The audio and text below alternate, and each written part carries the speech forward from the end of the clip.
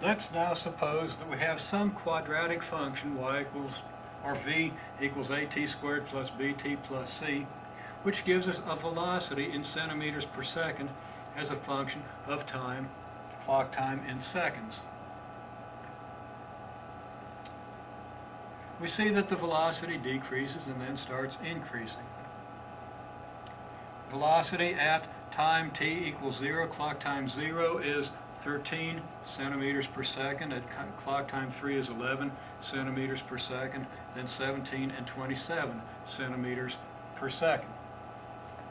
We first ask ourselves, what do the areas of these small trapezoids represent?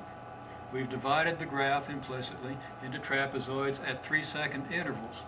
We see that these line segments approximate the curve pretty well, but not perfectly.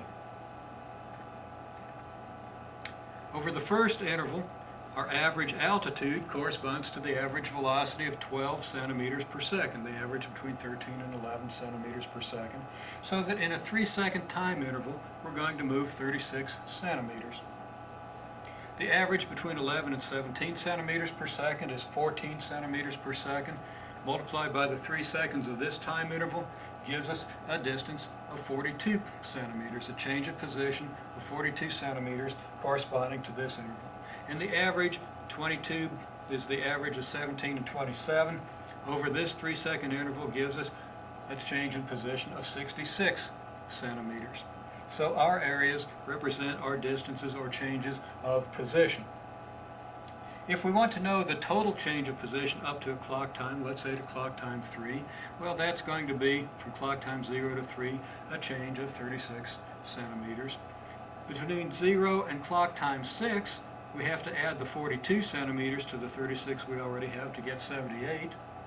And to find the total change of position between clock time 0 and 9, we're going to have to add the 66 centimeters to the 78 and get 144 centimeters.